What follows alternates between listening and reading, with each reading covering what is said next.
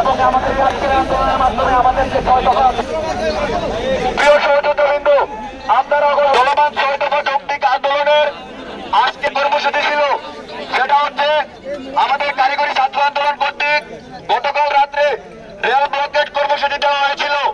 কিন্তু আমাদের শিক্ষা উপদেষ্টার আশ্বাসে বলা হয়েছিল আজকে আমাদের কারিগরি ছাত্র আন্দোলনের সাথে, কারিগরি ছাত্র আন্দোলন কেন্দ্রীয় কমিটির সাথে আমাদের প্রধান উপদেষ্টা একটি মিটিং করবেন।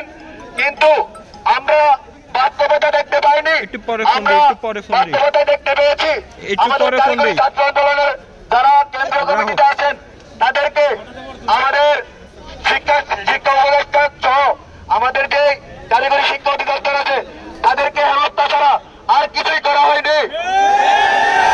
আমাদের কারিগরি ছাত্র আন্দোলনের কেন্দ্রীয় কমিটির যারা আছেন তাদেরকে আজকে যে হেনস্থা করা হয়েছে, সেই উপলক্ষে আজকে কুমিল্লা পলিটেকনিক ইনস্টিটিউট সহ সারা বাংলাদেশের সকল পলিটেকনিক ইনস্টিটিউটগুলোতে বিক্ষোভ কর্মসূচির আয়োজন করা হয়েছে এবং তারই ধারাবাহিকতায় আজকে কুমিল্লা পলিটেকনিকেও এক বিশাল বিক্ষোভ সমাবেশের আয়োজন করা হয়েছে।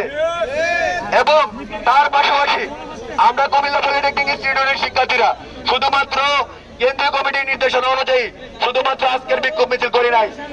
আপনারা জানেন গতকাল কুমিল্লা পলিটেকনিক তাদের উপর যে বিক্ষোভ, তাদের উপরে যে সেনাবাহিনী হামলা, তার বিরুদ্ধে তাদের সঠিক তদন্তের দাবিতে আমরা আজকে মশাল মিছিল করেছি এবং কেন্দ্রীয় কমিটির অনুযায়ী কেন্দ্রীয় কারিগরি ছাত্র আন্দোলন কর্তৃক নির্দেশিত আমরা স্মারকলিপি প্রদান করেছি।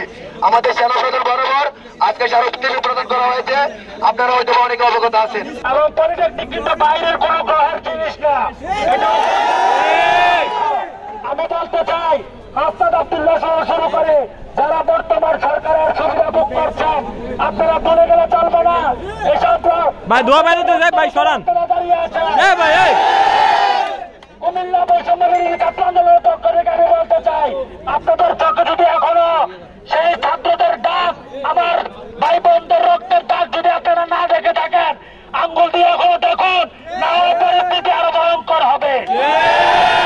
বৈষম্যবিরোধী ছাত্র আন্দোলন কুমিল্লার পক্ষ থেকে আমি বলতে চাই, ছাত্রদের যৌক্তিক সকল অধিকারের আদায়ের জন্য যা কিছু প্রয়োজন আমরা